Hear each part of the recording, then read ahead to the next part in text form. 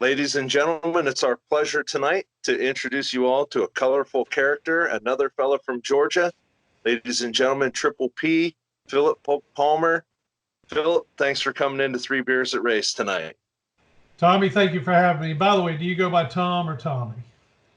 I like Tommy. Tommy works great. Great. Okay. Do you go by Philip or do you go by Phil? I go by Philip, but it's interesting you said Triple P because it's just one of those things. People see me on, that's kind of my nickname on social media. Oh, that's great. That's great. But I do go by Philip, yeah. Well, thanks for coming thank you for having me. Yes, sir. It's our pleasure. Thanks for coming in.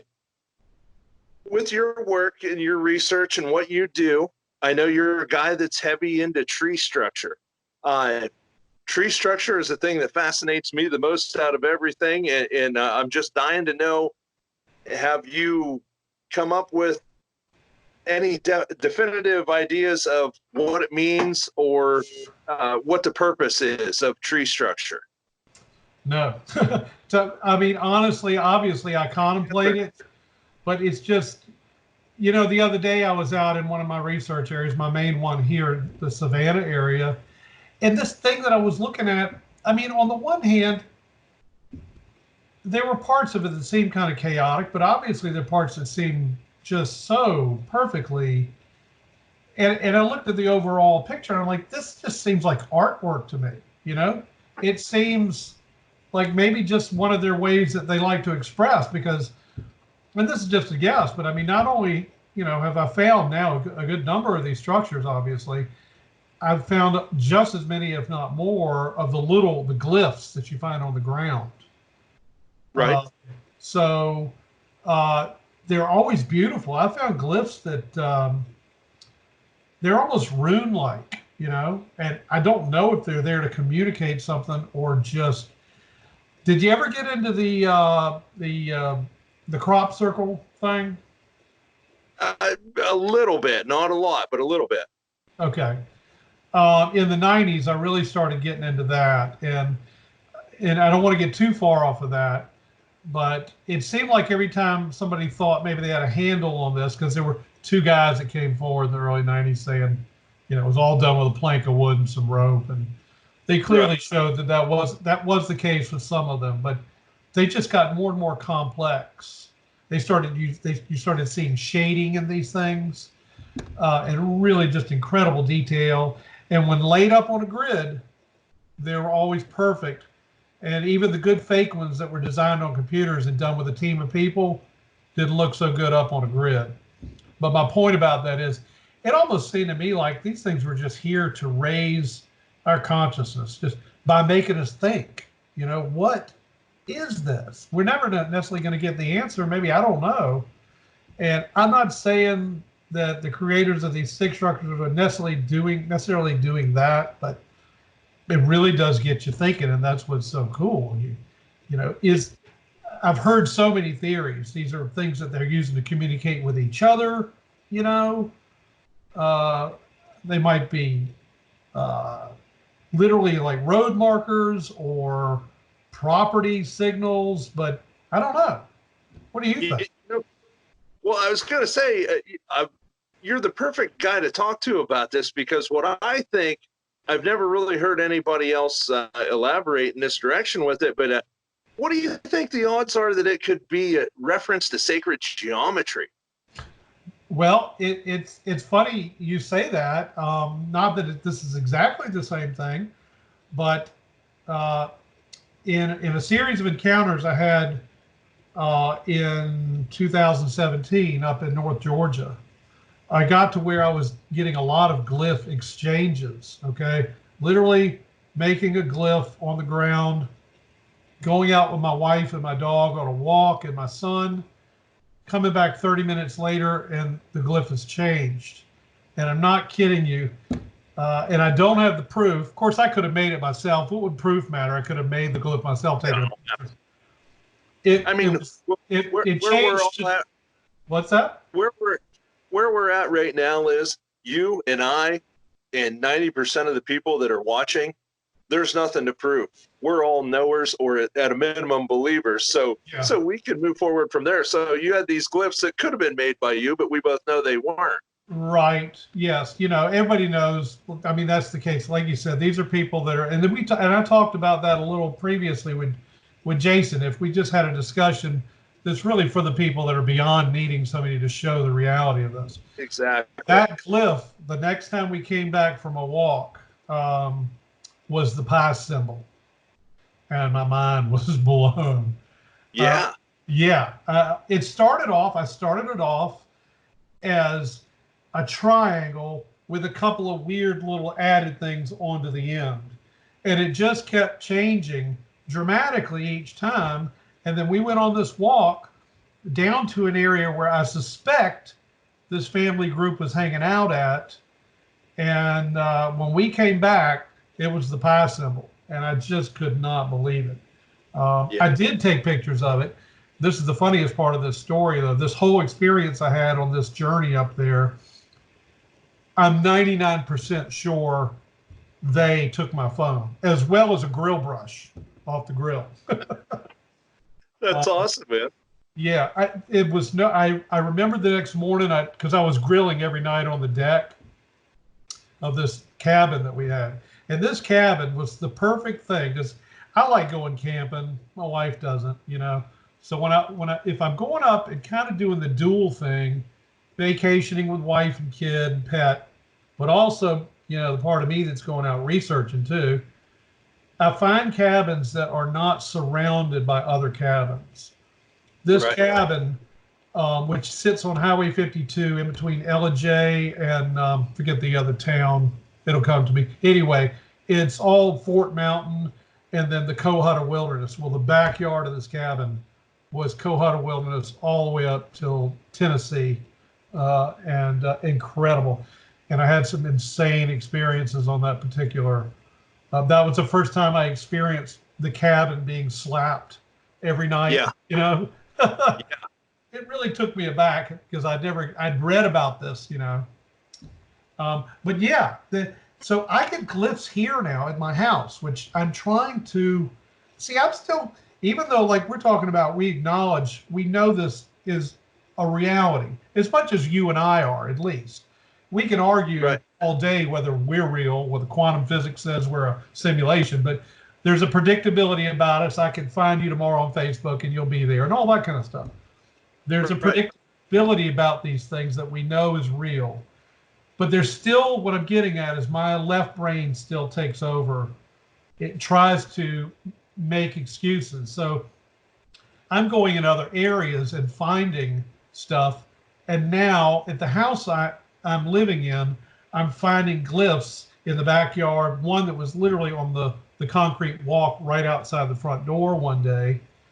And I'm just trying to find some way with my left brain to explain how, how a skeptic would go, oh, the wind did, and it's not happening. Some of these things are beautiful, and just happenstance can do some pretty amazing things sometimes, but not repeatably like that.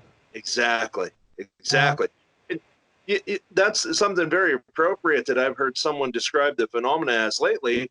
And they said that, these things, they leave you enough sign that they're there and everyone else thinks you're nuts. They'll leave you just enough that you yourself know they're there and everybody else is like, oh, come on, man. Come on. It could have been this. Well, but that's absolutely right. They leave you enough. You're right. You said that, or they said that perfectly. One time having tree knock exchanges with them. I did a single knock. I got 3 knocks back. Mine sounded like a great pop fly. This thing sounded like a tree hitting a tree. Goo, goo, goo. Yep. Mind blown. Waited. Did one more knock. Got 3 back. So I started talking. Talking into this ravine. I'm just letting you know I'm here out of curiosity.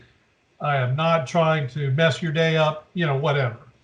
Yeah. And as I was walking away, I said, if that really was you, can you give me a sign? A lone tree knock. like it's just enough. Like that's not, that's what's so amazing about it. That's what keeps you going. This is interactive now. And I don't know Yeah, it's Yeah. beyond the days of John Green and all them, and they were great. I'm not even. I'm just saying it because it has nothing to do with the godfathers of research. Right. It's on their end, on the Sasquatch end. They're up in the game suddenly. It seems like. Does it seem that way to you? I don't know if there's more creatures or if there's more people paying attention. I don't know what it is, but the instances of occurrences is definitely gone parabolic. I mean, Yeah. I have the good fortune of being who I am and where I'm at and what I'm doing. I average 2 reports a week that are told to me firsthand. Wow. And That is these cool. are people I've known for decades, if not my entire lifetime. So yeah, there's no maybe. Maybe left town an awful long time ago. I mean, this is a Right. reality. Right. It, It's the question marks are gone. yeah. Um, And I have the good fortune to speak with a person like yourself, a person like Hal Lane, a person like Mike Patterson, uh, all these people from all around the world, really. And it's the kind of the basis of science is that people are trying the same things and garnering the same results in all these different areas, and it's people that don't know each other and they don't know that they're repeating the same work that someone else is doing. It's right. incredible. It Yes. takes more belief to not believe in it than it does to know that it's real. Well, It it's takes funny you more bring that faith to up. this. So I've done a couple of skeptic shows where the skeptic is coming at me, and you know, actually the two shows are both the same guy.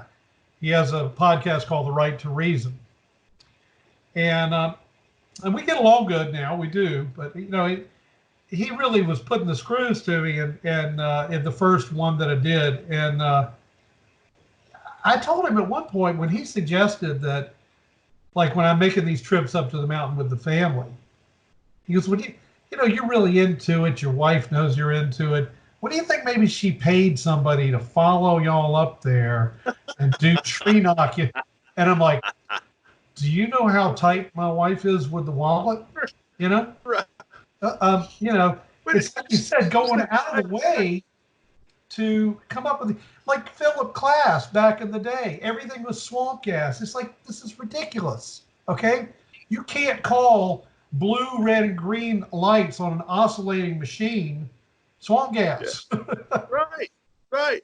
You Yeah. know, Well, at least where we're at, we have the good fortune. If anybody tries to give us the swamp gas argument, we can say, "Hey, man, put up or shut up. We're going out tonight. You want to go? I'll pick you up about 2:30 a.m. tonight." right? That's a They won't beautiful do it. thing. Now, in the few that have, much to their credit, have gone, and we've had things occur and this and that, and it's a real paradigm shifting, mind opening moment. That's really something we're trying to be involved in Cryptovania is allowing people the freedom to take the chains off their mind and think. That's really cool. Of course, I imagine they have to really be dealing with some serious troubles there once this thing confronts them that you're talking about. Like, you know, the whole double think going on for a bit here. Like, whoa, you know, how do I deal with this cognitive dissonance? But I guess in the end, that works itself out. You know, It kind of has to. Agreed. Yeah, right? I kind mean, of has that's what to. it did for us at some point in our lives. Um, Yeah. I remember when that moment was taken away from me. That was 25 years ago. And I'd had an interest in the subject since I was a teeny kid when I saw the Patterson footage, you know. And then, of course, I got to be older and I got interested in girls and getting drunk, you know. But then I started going out and doing the camping thing. And that, in one moment, the whole, you know, that whole thing about belief and disbelief, which really, like the skeptics are on the disbelief, the same coin. One is a religious view that something's real without evidence. The other is a religious view that something is not real without evidence. Like all these skeptics that come, they don't research both sides of the story. Once they get you and they start, you start realizing this guy's not only have they not read up on it, they haven't been out in the field. So the knowledge thing is what's different. Now, look, I'm not putting down the believers. I think it's great that there are people that believe. You know, they want to believe, like, you know, Mulder. Mm-hmm. And of course, I wanted to believe. And then that moment was taken away from me in an instant, you know, and it's like, There, okay, that's done. How do I deal with, how Yeah. do I process this with the rest of my reality that is so foreign to that? But over time, you just assimilate it into your worldview. You understand now and there's plenty of other people that know things about life that I don't know or have a clue about because I haven't experienced it or don't have an interest in it, either or, so there's no judgment on it. It's just when people, come at you with that, come on, because it's somehow there's a lockdown on what you're supposed to kind of focus on in a way. What society says, this is your box. I hate to use such a Yeah. cliche. Yeah. But When you start moving outside of that, we're going to police you, even if it's just society making fun of you. We're going to police you a little bit. If your belief system depends on you tearing down someone else's belief system, then your belief system sucks. Exactly. And you know what it means? It's actually their belief system is based on fear and their own self-doubt. That's why, like, and don't get me wrong, I consider myself a spiritual person, and I'm not going to put down any one religion. Okay, I think religions are great, except when you look like, if it doesn't matter what religion it is, if your pastor or whoever feels like they have to go out and make other people believe it, so that, well, this many people believe it, it must be true, you know? Yeah. And that's that, well, the truth is the truth. If nobody believes it, as the saying goes, and a lie is a lie if everyone believes it. But that strength in numbers thing comes in. Like, well, look what we've done. We've gotten, so it clearly what you just said is true, and it's based on that the person really doesn't even believe themselves. And so they're having to violently fight against something inside them that's not sure. At least it seems that way, Wait, Philip, I gotta say, you can be a good Christian or a good Muslim and believe in gravity. You can do it. I promise you. Yeah. I don't see where, insert whatever religious name you want to, whatever denomination or belief system, why we're we're the butt of every joke, why we're the lowest rung on the ladder, when we've got the evidence and we've got the proof on our side. And all the fear of disbelief in the world ain't making it go away, man. And like you said, it's repeatable. We're getting this over and over. And granted, I'm sure now there probably are occasionally somebody going out there. There's probably somebody punking somebody with a tree knock or a stick structure. But that's still going to be, how much time is somebody, like, look at for whatever reason it is, man, Colorado and Utah. Look at Colorado Bigfoot. Those structures there, they are just, I've seen all kind of judgments about Mark, and good and bad. It's like, look, don't even worry about the personality. Look at what he's filming. This is incredible. When you see a whole tree that is maybe this thick, 70 feet tall, it's not rotten. It's been plucked out of the ground and woven in between standing trees. Yes, sir. 10,000 feet up in the air, no machinery anywhere. Come on. And that's something that's interesting to me, because I like talking about these practical matters too. And Hal and I get in these discussions. Like, I know that, say, a chimp is reputed to be somewhere between 4, maybe 5 times stronger than a human. I've read before that a 100-pound chimp can take Mike Tyson and just, throw him around a room. And so then you look at a gorilla, which is, more than 2 times the size of a full-grown male chimp. I guess chimps get, what, 200 pounds, the big males? I would guess. And so, I don't know, if you're looking at an order of like 7 times maybe strong. Some of this is guesswork. Some of it's kind of what I'm thinking by memory. So even if you then add up, like, say, a 10-foot Sasquatch, obviously, just from the physical point of view, the strength is going to be incredible. However, I personally haven't ruled out that there's not some kind of telekinesis going on with some of these massive tree structures. Yeah, I'm not ruling it out either. I just don't know. I just can't imagine what kind of physical being could pluck or snap in half a tree, that big. It just, you and I know we can get like a good strong pine sap and that big around, and all day you bend it over. Yeah. Oh man, there's nobody better at moving heavy stuff than me. And I've been to umpteen tree structures, and the size of them blows my mind. I've got the pictures to document them too. Insanity. Yeah. And at what level of boredom are you at in your personal life where you're like, well, you know what? I think I'm going to go out deep in the woods and I'm going to go to work on these great big trees and build some kind of a structure that maybe someday somebody will see. I don't. Right. You can imagine the efforts if they could do it. So yeah, totally. Obviously, somebody who's independently wealthy and really bored, and the catcher that you just mentioned, you know, it's the same thing with foot tracks. Like when a foot track is found in a series of tracks, a trackway, by happenstance by somebody in a very remote area. Oh, that was hoax. Yeah, that's what I'm gonna do. I'm gonna go to the most remote area possible, and it's a lot of energy getting this thing looking right, in hopes that somebody might come by it. And here's one of my favorites too: is that we get so much snow here that the ground's covered in snow 4 or 5 months out of the year. I've followed trackways in the snow. You telling me there's some 7-foot guy running around in the snow with no shoes way back in the hopes that I'm going to come through there and find his trackway? And the steps aren't side by side. They're one in front of the other. I mean, come on. Yeah. Exactly, man. Exactly.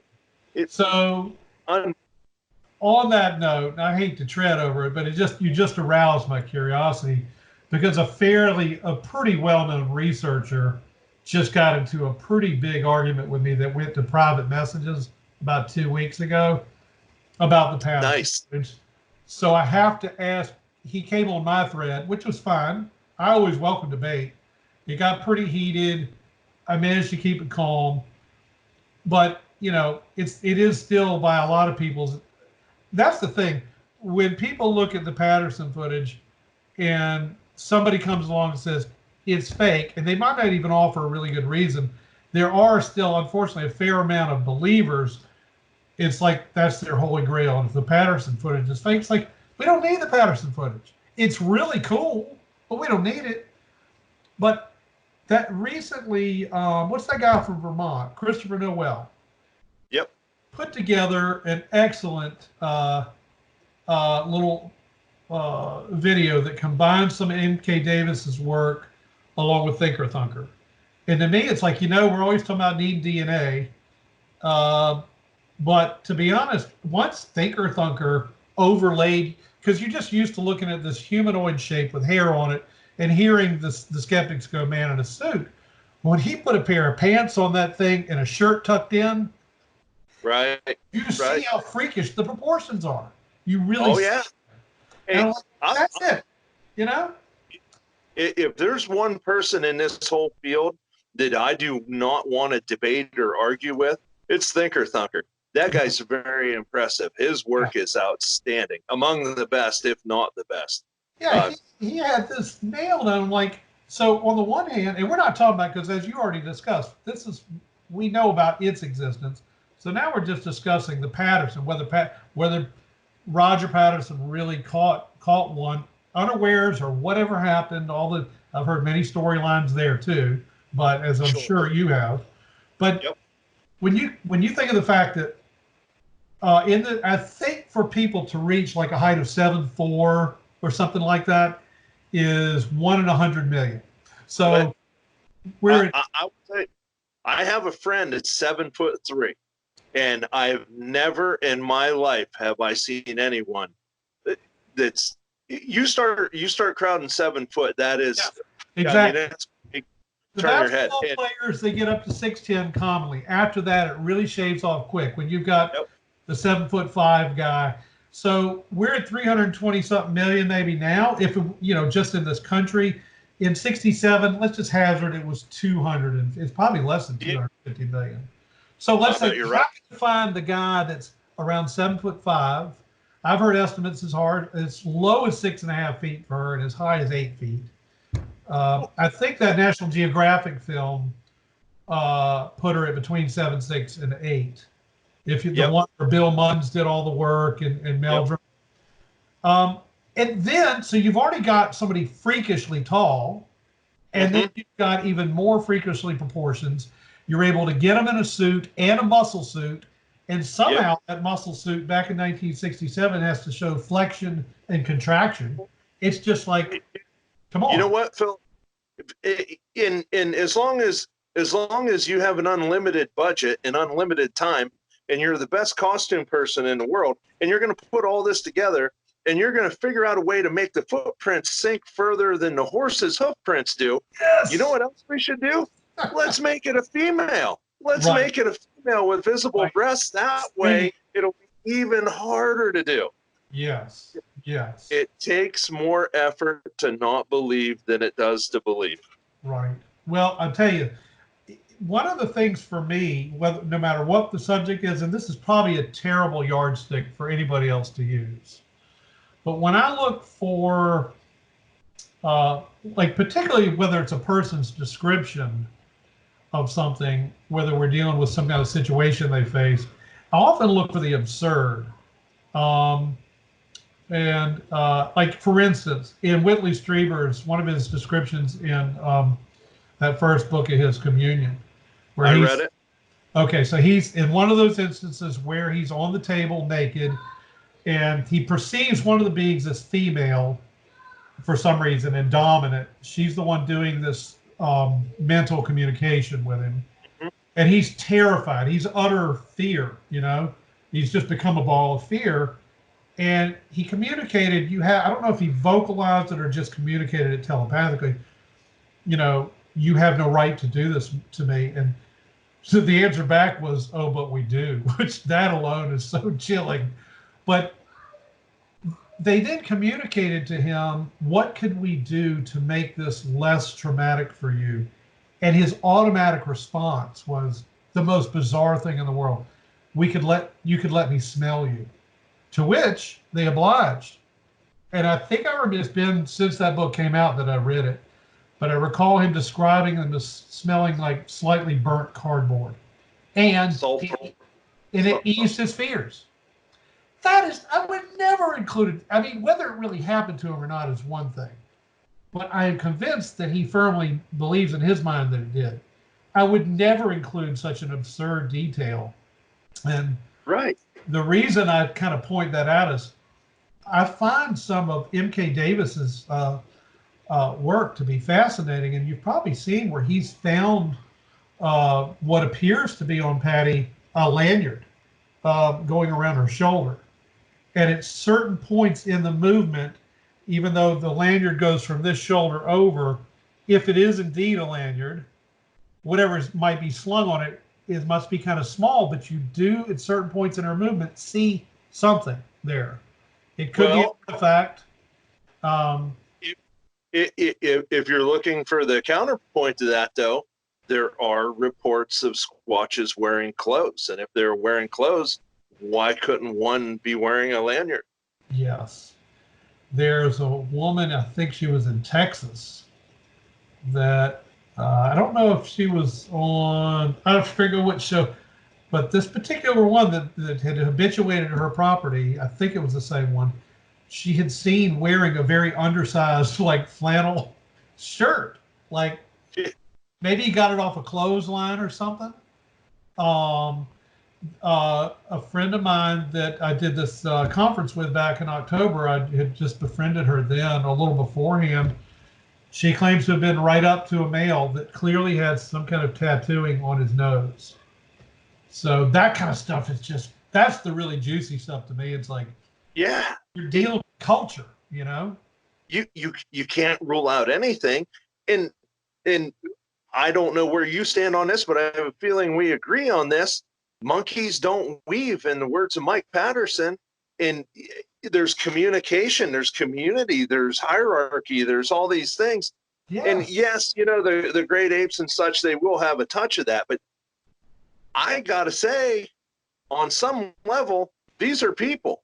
I just, and maybe I'm wrong, but that is my honest opinion. We're in the same camp. I have gotten to the point where I I'll often refer to them as a people. I wouldn't even care what the DNA said, honestly. Even if they were not technically humans, I consider them a people, a hominoid of some sort that is that has a culture that lives in family groups and then larger subgroups with the family groups, and has rules, regulations, just like we do in society, has structure, you know, um, Yeah. and something that I personally experienced firsthand, has the deep ability to empathize, because I had an experience in Florida um, after the death of my twin brother, and having a breakdown in one of my research areas, and having this being that clearly was watching me. I was the only one in this 7,000 acre wildlife management area at the time. Only one that I know of anyway, in the whole area I was in. There's two entrances to this place, and I wasn't at the other end, admittedly, but on my entrance side, there were no cars. It wasn't an area where people would normally walk to or even ride a bike to, off the St. Johns River. And it was when I was down there, it was one of my main research areas. And I always knew I was being watched in there. And on this occasion, they left a flower for me in the middle of my path when I came. I'd already come down this way. Tommy, I was a mess, man. I went in there thinking, I can't spend my one day off of work here sitting at the house. I'm going to be a mess. I'm going to go out and do my squatching. And I get to this place, and at first I was, into it. I was able to kind of just free myself, look at the beauty of this incredible pine forest, and the wind was blowing, and just kind of being in the moment. But that all quickly came apart. It just fell apart, and I just became kind of like I was talking about Whitley Strieber. I just literally became this ball of grief. And I was just walking and crying my eyes out. Like, I don't even know how I stayed on the path, because I really wasn't that cognizant of my surroundings at that point. But eventually I kind of came to, and I was still a mess. And I walked all the way down this path that I was really familiar with. I walked to the river and sat there for a little bit, looking at the boats going by. And I was like, this is not the day to go squatching. The area where I'd heard the brush shaking, I was aware something was watching me, and I kept looking off into the thicket, but I couldn't see anything. But I kept hearing like something moving through. I think there was a thicket of like Yopon holly and stuff like that in and among the pine forest. And when I got back to that same area, there's this in my path, a yellow, it looked a lot like a daisy. It was yellow in the center with white petals. And here's the deal. Obviously, and I know you'd have done the same thing. I look everywhere. There are no flowers growing anywhere.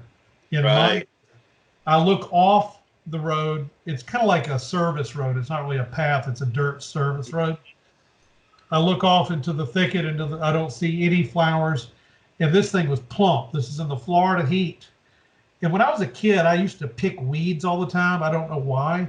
But if you ever, there's certain weeds you'll pick, they release that milky white substance. It looks like Elmer's glue. And it's even sticky. This thing was freshly. Is that milkweed?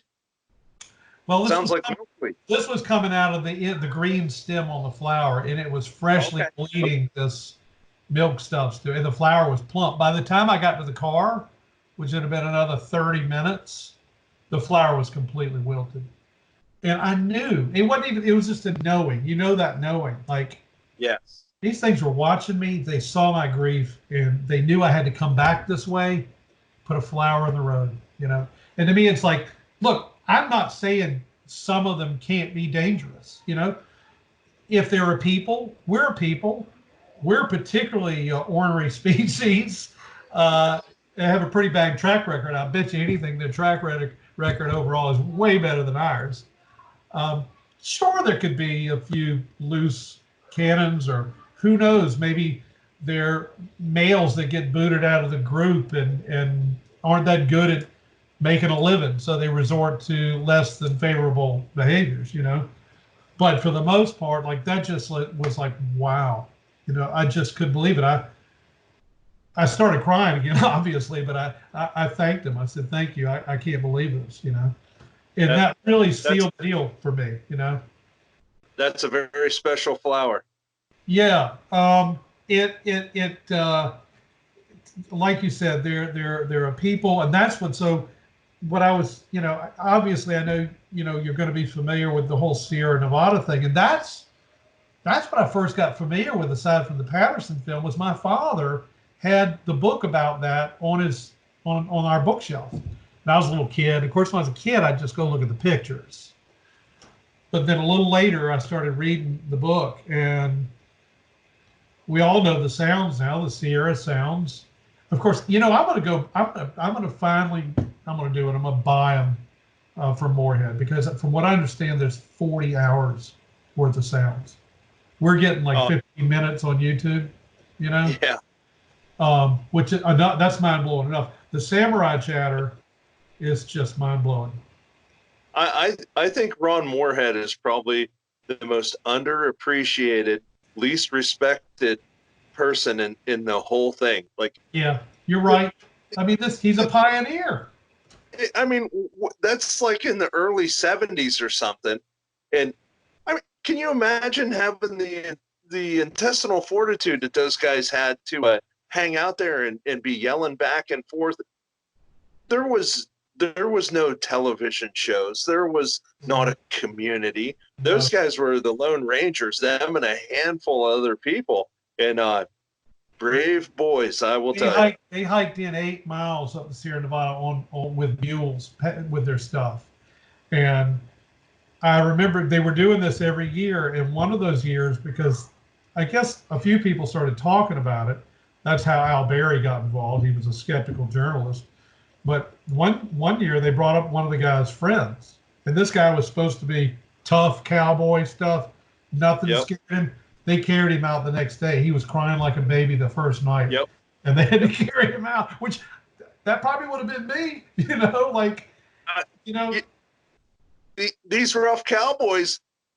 Everybody wants to be Bob Gimlin until it's time to do some Bob Gimlin stuff. That's right. That's right. This guy was not prepared for it. And I'll tell you, so that's one thing that I look forward to. My level of interaction is it seems to be amping up. But one thing I've never had is a vocalization. Now I did have a field recorder when I was in Florida, and the thing went belly up on me almost immediately. And silly me, I didn't go get my money back on it. But I've yet to openly hear a vocalization. And I only have one thing recorded on a camera that goes back to 2014. And I don't know what it is. It could be some bizarre exotic bird, but it's something I've never heard before. If it's them, it's a sound I've never even heard recorded of them.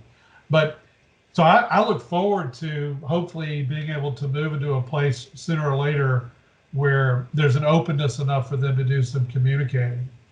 Well, we get you up to Cryptovania, my friend. We'll show you some vocalizations. We'll get you some vocalizations, man. Now, are you more in eastern Pennsylvania? Northwestern Pennsylvania is where we're headquartered at. Okay. Yeah, and it's swampy, it's wooded. There's not many people here, and it's awesome. I can't imagine any place being any better than it is here. I mean, maybe Oregon or Washington, but I can't imagine any place being any better. It seems like Pennsylvania is definitely just central. Like, it's incredible. In the way the population is laid out here too, it's so sparse. There's it's just, and we have the good fortune of being friends with so many people and having access to so much land. There's so much state game land. So we've got just an unlimited amount of places that we can go, and we sure take advantage of it. It's a great thing to have this available. Right. Yeah. Our favorite place that we go to is 10 minutes away, and it's 8,000 acres of woods and swamp. 10 minutes. 10 minutes. There's never anybody there outside of deer season and turkey season. There's never anyone there. It's fantastic. Right. That's amazing. Yeah. The area I go to, it's 20 minutes away. One of the main areas out here. What I'm seeming to find though, like down here in South Georgia, I've definitely, obviously, and there was a friend who I just befriended last summer who actually let me know about this place. I had known they had to be using the Ogeechee River corridor. And for some reason, I kept going to an old historic site and not finding much. I was finding a lot of tree bends, but the tree bend thing's weird. Now, I have talked to forest workers and stuff. It is a mystery. I'll ask them, why does a perfectly healthy tree do this? And I've never gotten a good answer for it. Like, why isn't it reaching for the sun? But, for whatever reason, I think some trees do bend. But now, of course, obviously that's different than the ones that are pinned, clearly. And who knows, some of them might not need to be pinned. They may be bent too by these beings. But my point is, other than finding some pretty intriguing tree bends, I wasn't finding much. I was finding a lot of sign of hogs and getting pretty nervous sometimes. I was going to run up on a mob. But the weird thing is I found this woman that was a friend suggestion on Facebook. I went to her page and saw that she was into Bigfoot. And I watched one of her videos, and I didn't even realize she was in Savannah. But I kept looking at where she was. I thought, that looks really familiar. And I said, are you by chance in the Ogeechee Canal historic area? And she said, no, I'm at a place off of 204. I said, off of 204, where? And she told me, and I'm like, that's a mile away from the Ogeechee Canal. For some reason, the whole Ogeechee Canal area does not see, but a mile down the river, it's just insanity. It's got the areas that I call like jungle gyms, sort of like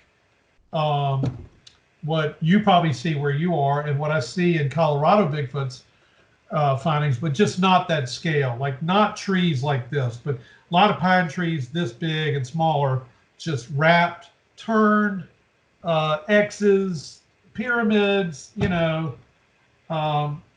and it's clear there's some areas where it's just insane, and there's other areas where forests look totally different. Philip, if I may, are you familiar with what we call the Scanicum star? It's like the three-dimensional asterisk. Yes. Is that something that you ever encounter down in your area? Well, I encounter just trees. Or I saw like there's one that Hal recently found. Mm-hmm. So cool. Now, what I've found as far as asterisk are just on the ground, two-dimensionally, trees laid across. But I haven't found what you're talking about in 3 dimensions.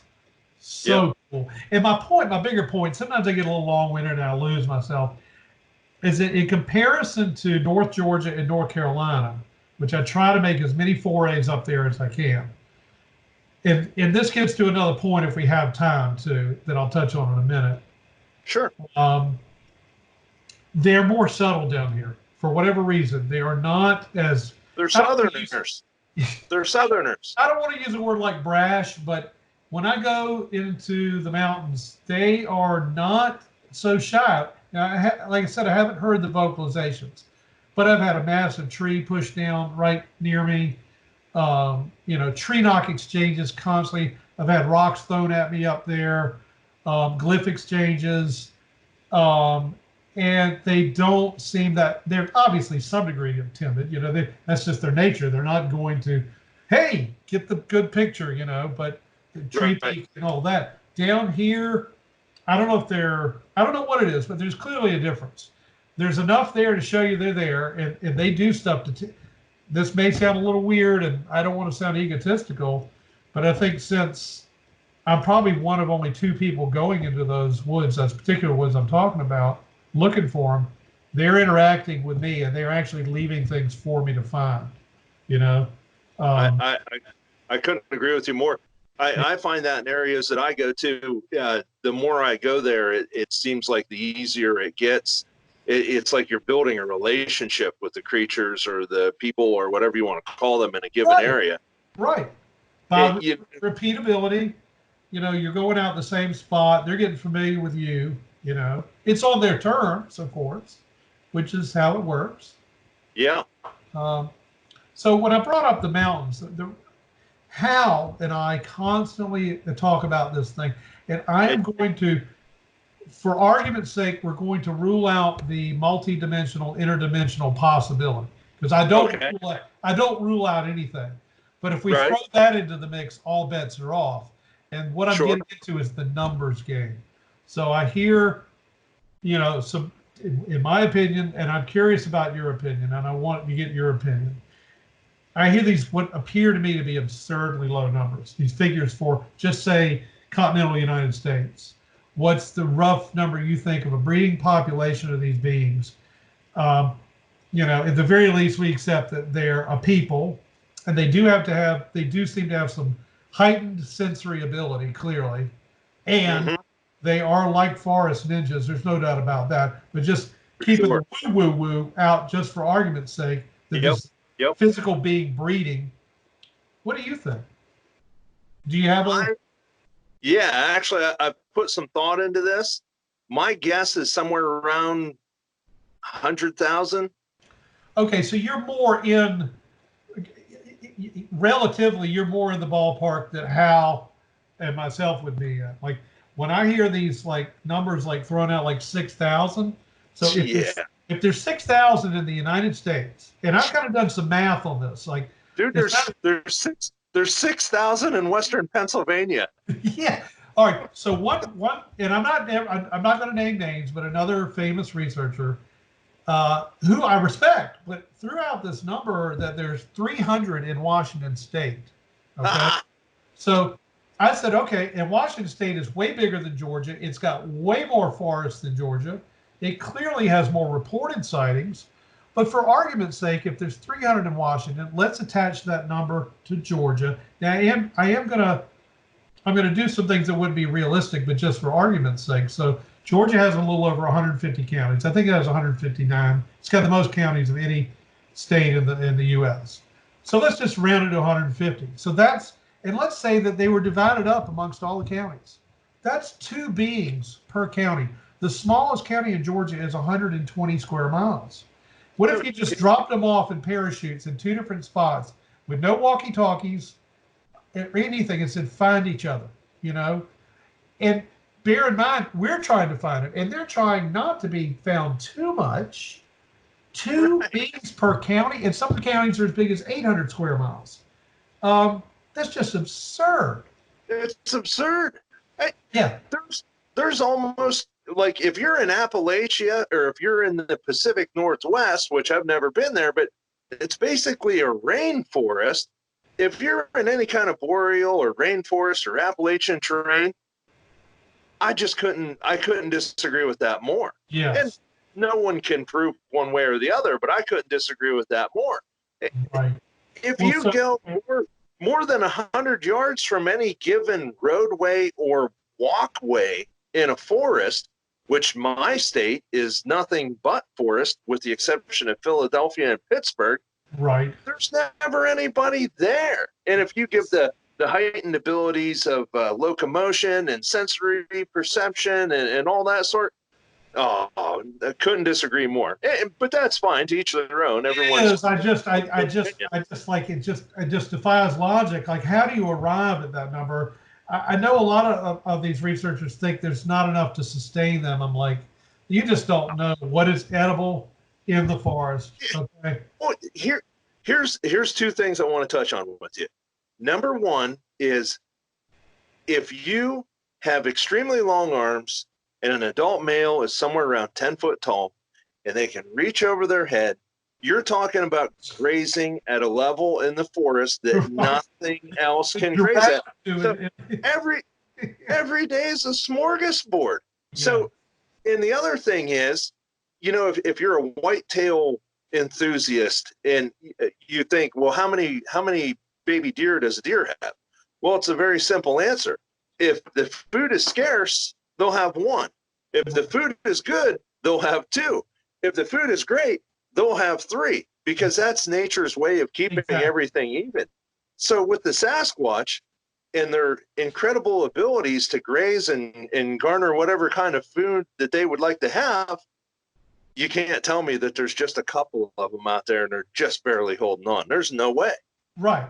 And furthermore, I can every single time since I started actively going to the mountains, which was 2013, every single time, and that's 7 or 8 trips now, and that's Georgia mountains, Appalachian, and North Carolina Appalachians, every single time into different areas, except for twice. 2 times I did go to Fort Mountain, but in different areas every time, and I have interaction and find evidence like that. Yep. If you're dealing with 300 in the whole state, that's not going to happen, especially since they're so elusive. That would never happen. No. Hell no. There's no way, man. I would love to talk with Jeff Meldrum about this. I think he's got the 6,000 to 10,000 guess. I just love to talk with him about it. I don't want to argue with him about the foot and so many things that he is a bona fide expert on, but that number sounds great. And I've said this before, bless his heart, I think he's a great guy. I've met him. I really respect the daylights out of him, but I think he'd be the first one to admit he's not a field researcher per se by any stretch. Right. And if you're not a field researcher, I think that the credence of what your population estimate is probably going to be diminished somewhat. Yeah. That said, you're getting out there like you and I, and you're probably getting out there more than me, and you're having experiences. This is something that's going to happen. You know what to look for. You know what to listen. And that's the other funny thing is the people that are not clued in on this, like when people suggest to me, well, there's probably somebody punking you in your research area. I'm like, well, firstly, almost nobody uses that area. It's a shame, but when they do, and I watch them, they're doing and their eyes are straight. There could be a pyramid structure right next to them on the path because they don't get off the path. I mean, they're not going in the woods. They never even noticed. Oh, that was some natural thing. That is just not happening. And what's really cool about, as I'm sure you've seen too, that a lot of these things you don't even. It's great to get off the path, but half the time I go in there with intentions of going deep in, and I go, oh, look at that, a structure right by the side of the path. And usually when I go into the forest from there, there's more. Like that's why I think somehow it gets back to your original question. Maybe part of it's for our entertainment. Like, think about this. Now I could be wrong because I got into the subject young, but I wasn't a researcher. I then had a sighting in the 90s. Then I went right back to my life. I didn't get back into it for another 13 years. As a matter of fact, I had to just stuff all that down at the time for many reasons. But I do still remember seeing shows about it in the 90s.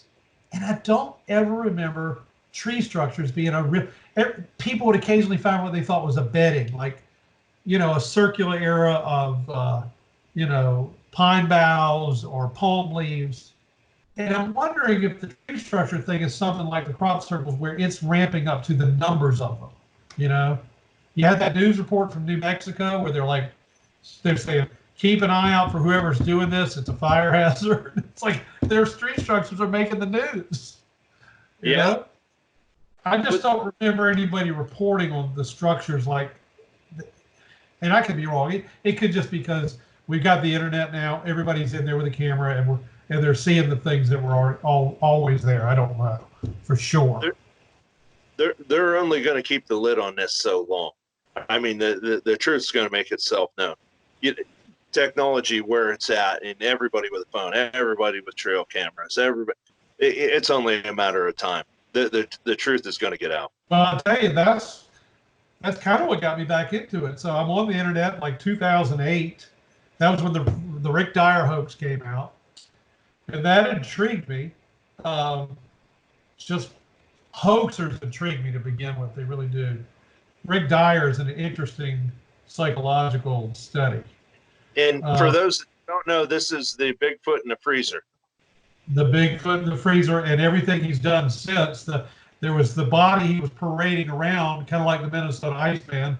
The most absurd looking stuffed thing that he had somebody make for him. And then the documentary he was a part of, where he had the little clip from the tent, the thing that's supposed to grab a rack of ribs off the tree, and you can see out the tent and see it. It looks like it's got a mustache. It's actually I know it's a hoax. I just do, but it's actually a pretty cool looking hoax. But then it's supposed to be the same one that's in the documentary, and they don't look anything alike. And there's that little area sandwiched by highways in Texas where these homeless people live. A couple hundred acres of trees. And now I'm not saying, it's clear that they operate too in small, they can make do in small areas. Like I've seen the evidence of that too. You can go out in the deep wilderness to find it, but sometimes you don't have to. They can be right on the edge of the city, you know.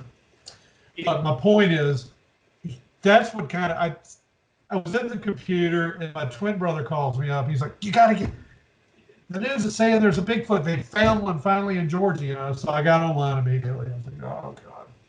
But then I started finding really cool stuff that people were getting on camera or the audio. And, you know, not long after that, I remember running into Scott Carpenter's work. And, you know, he recently, did you see that a few months ago? He had gone back out in an area that he researches, and he put up a plot watcher that just automatically takes pictures. It's not being tripped. You just program it to take pictures every 5 seconds, 30 seconds, whatever, you know, daytime camera. And then okay, so check this out. So he puts up this plot watcher on the tree. This is in, you know, East Tennessee. And he goes out and I think he even went out and got zapped that day. Because I saw a video later on about while he was away from the plot watcher, what happened to him. But he comes back and he's taken the plot watcher down. And when he goes home, that thing snapped a shot while he was taking it down. And 50 feet at a guess behind him is this massive tree peaker. And Scott Carpenter is 6'4", and he went back and he put himself back where that thing was and took a shot. Had a shot of himself taken. This thing's head, you know, is like this wide, and it's stooping over, and it's still 7.5 feet tall, stooping over. But the most amazing thing to me was when I looked at that face, I'm like, damn, he caught that one years ago. He's got a picture of the face in the laurel leaves, and unless it's got a twin, it's the exact same face. The really high cheekbones, not a lot of hair on the face, really Neanderthal looking. I mean, I use that word not really knowing what a Neanderthal looks like because we've seen so many interpretations by artists. I can't be sure. But you know what I mean. It's not, you know, hair up to the nose. Super wide face, super high cheekbones, sort of a grin on the face. I'm like, I don't even know if he knew it. But I sent him a notice that is the same one you caught in the laurels like 10 years prior, you know? I wouldn't doubt it a bit. Yeah, same general area. Why not, you know? I've got a friend locally that tracked one that had a toe that was lopped over, and they tracked the same being for 10 years. Wow. Yeah, that is so cool. Yeah. I remember it was the famous one that had a club foot, maybe somewhere up in the Pacific Northwest, where several times that one had been tracked or its foot track recognized on more than one occasion. Yeah. I can't remember all the details behind that one. But that's the kind of really cool stuff when you're like, wow, you just caught the same guy, you know, on camera. I mean, it's bound to happen, and I'm sure, you know, probably happens more than people realize. Obviously, sometimes you're just getting part of a head or whatever, you know. But, you know, that's what really got me back in there. I'm like, there's incredible stuff already. And that was back in 2008, 2010, 2012. And now, like you said, the technology is just growing. They are incredible at being evasive, but they're human or they're people, right? They do make mistakes. I tend to think just Patty got caught off guard, you know, like it's going to happen. Actually, Jason and I debate this a lot, and my feeling on this is, I think the reason Patty got busted so hard is because I think she was drawing attention away from youngsters. Now I've heard that before, and that way will be true because she certainly didn't run off. Now she's moving at a good clip, but she didn't run, and that's been, you know, definitely the case. I mean, I've seen people do some interesting outlines right in the wood line of what might be other beings in the woods. So yeah, I accept you could be completely right about that. Yeah, Um, maybe not. Who knows? I don't know. I just like, man, I just can't even imagine, even with the knowledge that we have, being 100 feet from a 7 to 8 foot being. I mean, look at the muscles on that woman, you know? Yeah, yeah. It's, it's mind blowing. So I don't know how I would react, honestly.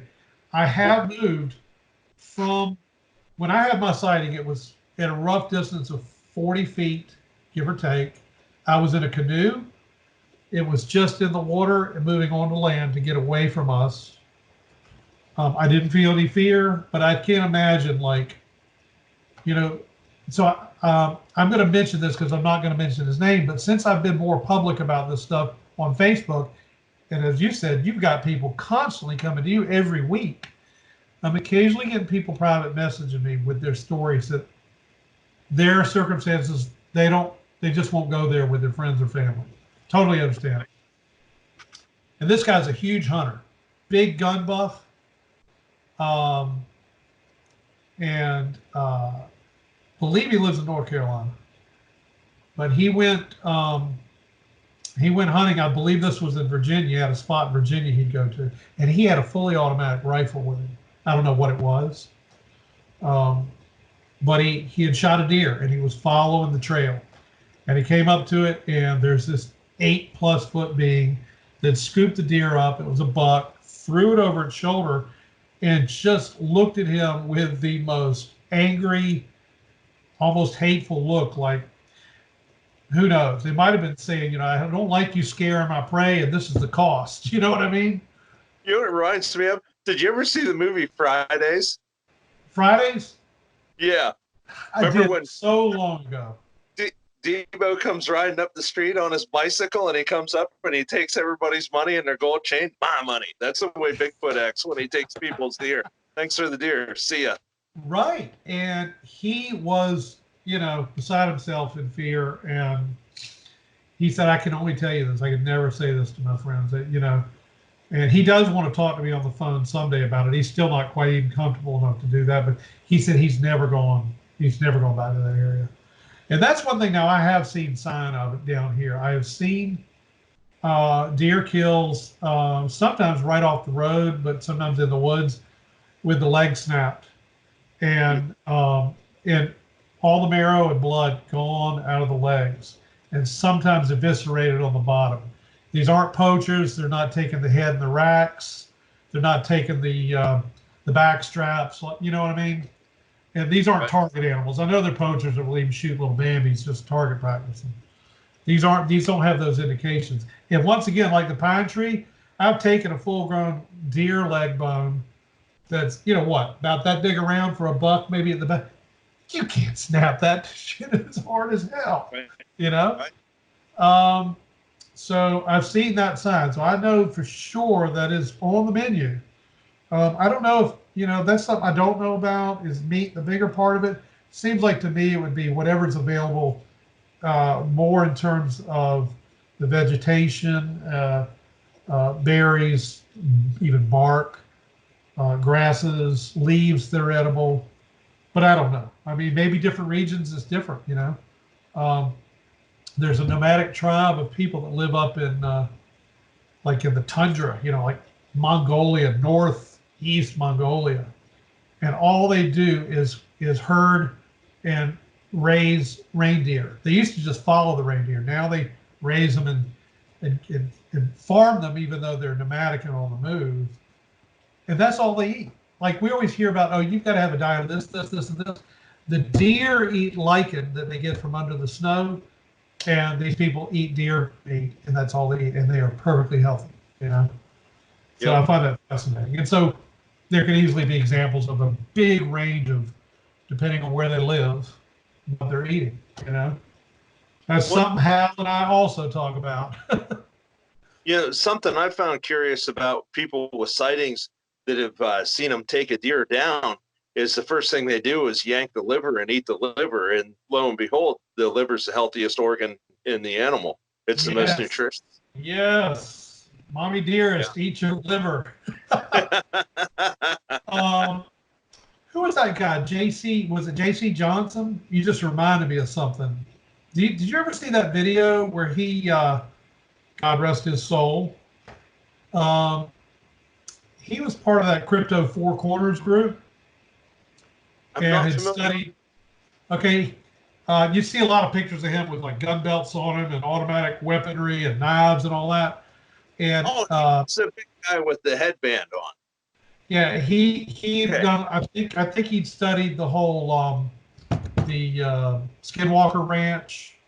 But one of the coolest things I remember was this video where this is somewhere out there, like on Native American land.